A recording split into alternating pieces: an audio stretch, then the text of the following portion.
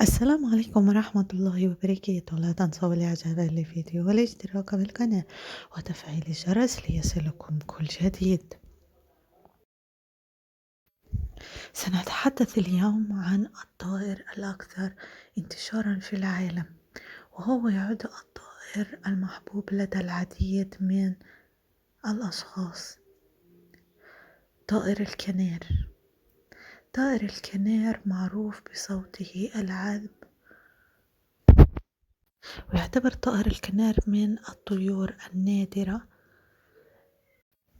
وتتعدد أشكاله وألوانه، فمنه الأصفر والأورانج والأحمر والوايت وغيره من الألوان.